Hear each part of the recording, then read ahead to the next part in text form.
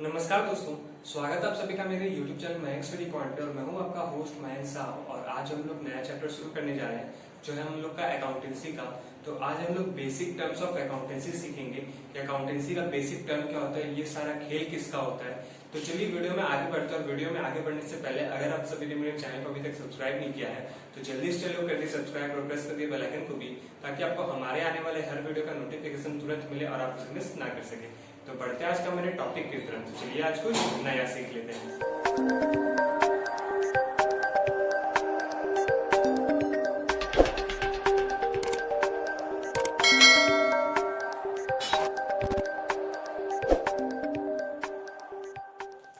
तो दोस्तों, अब हम लोग यहाँ पे बात करें कि अकाउंटेंसी कहाँ पे कैलकुलेट होता है और वो किसके ऊपर कैलकुलेट किया जाता है।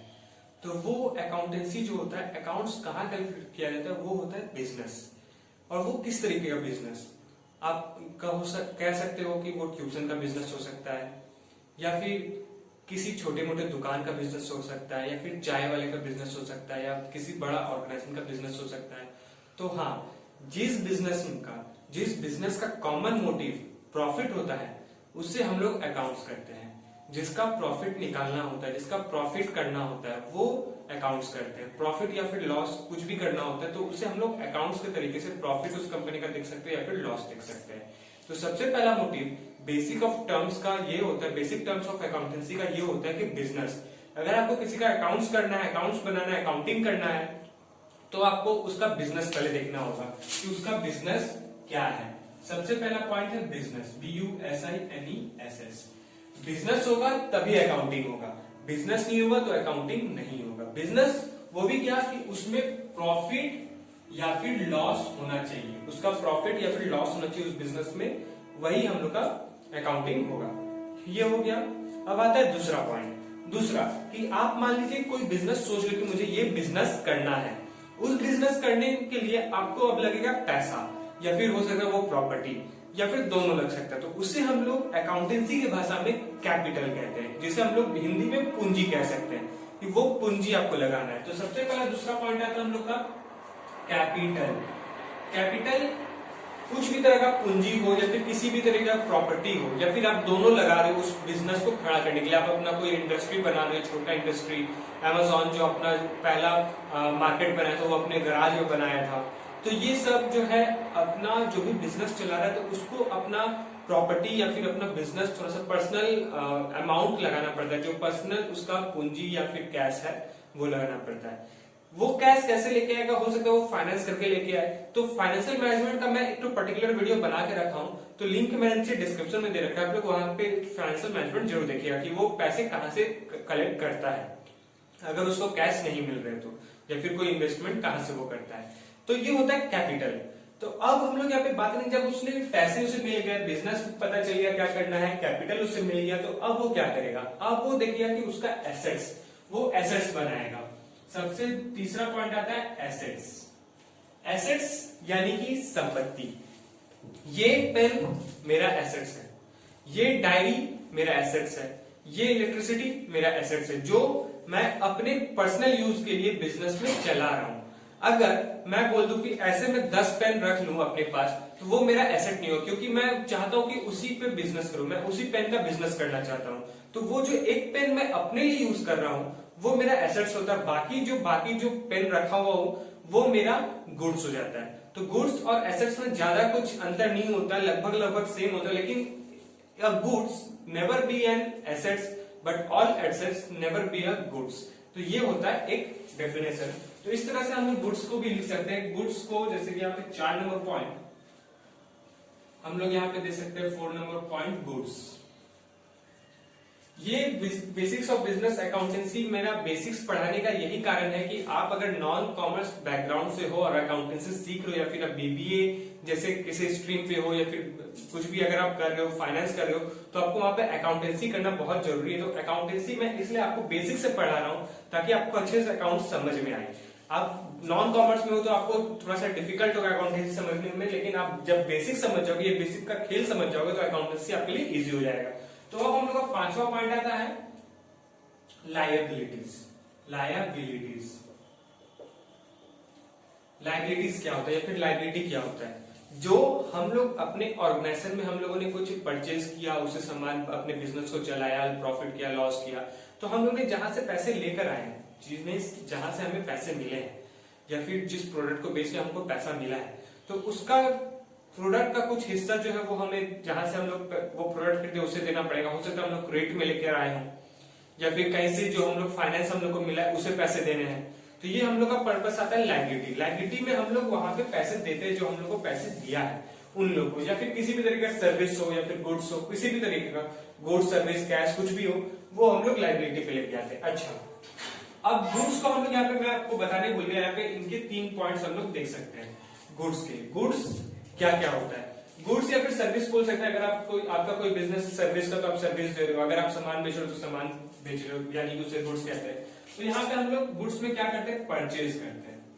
कोई भी सामान खरीद रहे हैं तो परचेज कर रहे हैं, purchase any type of goods. Sales करते हैं, परचेज कर लिए, अब तो उतना सामान तो अपने लिए यूज करना नहीं है, तो उसको हम लोग सेल कर रहे हैं, sale of goods to any customer. अब परचेज और सेल तो चल रहा है, लेकिन अब मैं चाहता हूं कि मैं अपने बिजनेस के लिए वो प्रोडक्ट को थोड़ा सा स्टॉक में रखूं, अपने गोडाउन में रखूं, तो वो क्या आता है? स्टॉक। ये होता है स्टॉक। इन्हीं तीनों चीज को हम लोग गुड्स कह सकते हैं कि गुड्स जो स्टॉक में भी आता है, जैसे कि मैंने आपको बताया ये पेन मैं अपने लिए यूज किया हूं, लेकिन बाकी और भी मैंने 10 रख लिया, तो 10 तो मैं अपने उसे बेच दिया, लेकिन उसके बाद और भी 10 मंगा लिया कि हो सकता है मुझे एक दिन में 10 मेरा पेन बिक जाए, तो फिर मैं क्या करूंगा, बाकी दिन का बिजनेस खराब हो जाएगा, तो वो मैं स्टॉक में लाकर रख देता हूं, तो वो होता है स्टॉक। परचेज, सेल, स्टॉक्स, ये गुड्स का एक मेथड है। ठीक है, अब यहाँ पे 6 नंबर हम लोग देखते हैं, तो 6 नंबर हम लोग रिवेन्यू अब देखते हैं। रिवेन्यू या फिर रिवेन्यू, और 7 नंबर पॉइंट प्रॉफिट। रिवेन्यू क्या होता है? ये पेन का दाम मार्केट में 20 रुपए है, मैं इसे बेच दिया 18 रुपए में, तो ये हम लोग का लॉस हो गया, हम लोग कैलकुलेट कर लिए। लेकिन जो 18 रुपए हमें मिल गया वो हम लोग का रिवेन्यू होता है।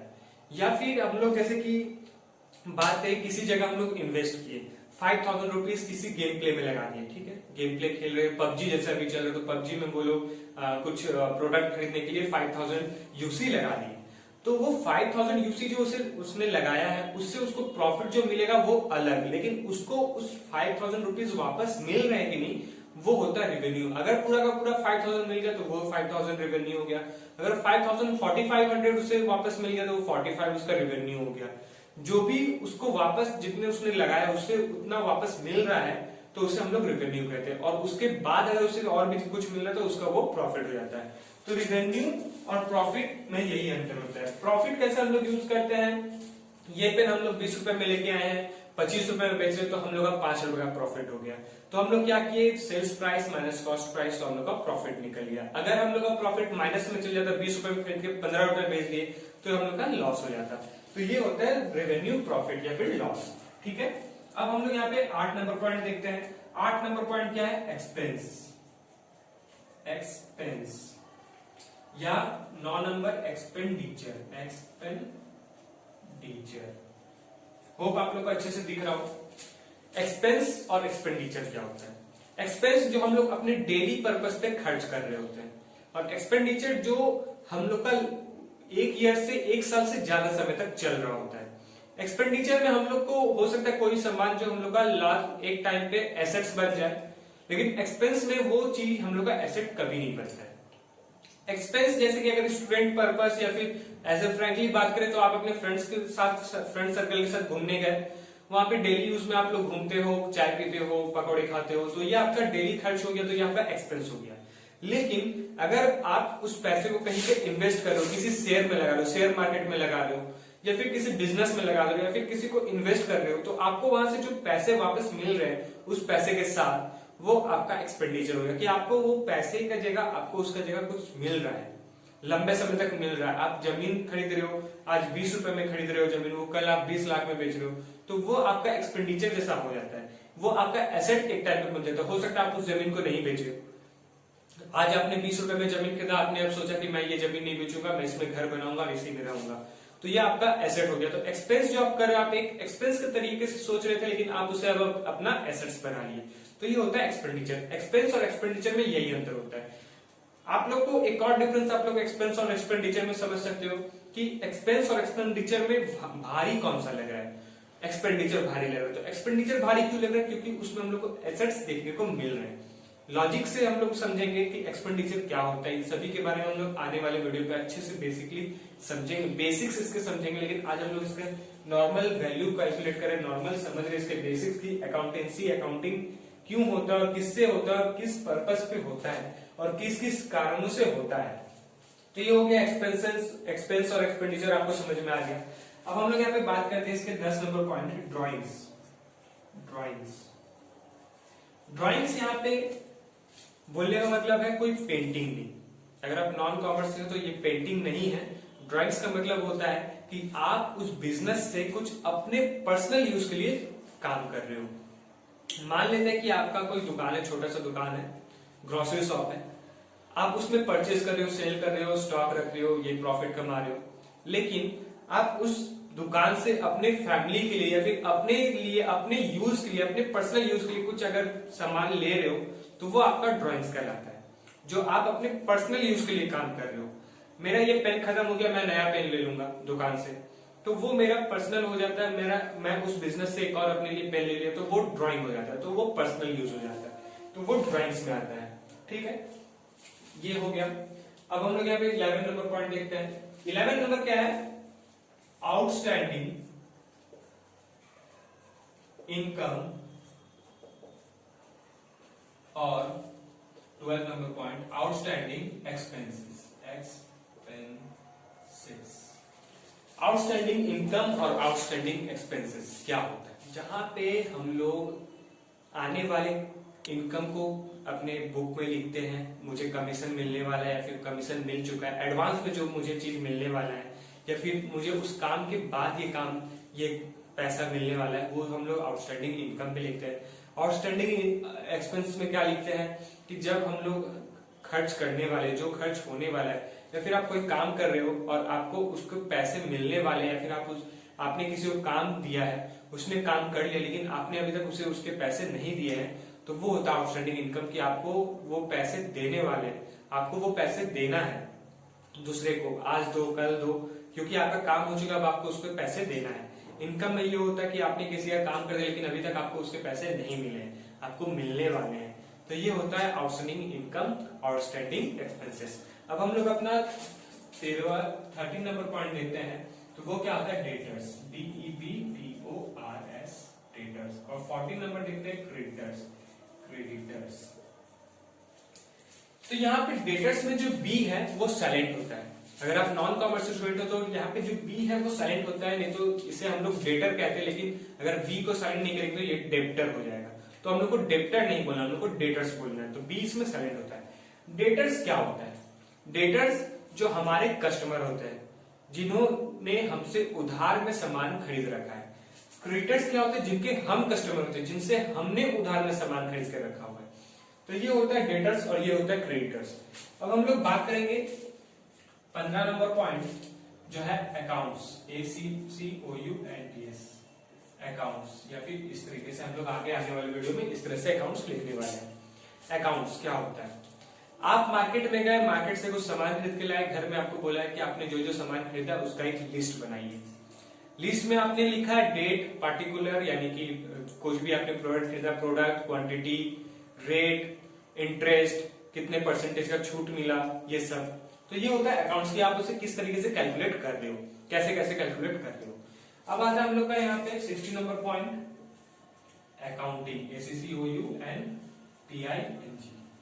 अकाउंटिंग एक प्री डिफाइंड स्ट्रक्चर है जो हम लोग आने वाले वीडियो में देखेंगे, या फिर आपके पास अगर बुक होंगे बासुदत्त के, या फिर DK गोयल के, या फिर पॉल के, SK पॉल के, तो आप उसमें देखोगे कि आपको एक प्री डिफाइंड स्ट्रक्चर बताया गया है, डेट, पार्टिकुलर, अमाउंट, या फिर डेट, पार्टिकुलर, क्वांटिटी, रेट और अमाउंट, डेबिट, क्रेडिट।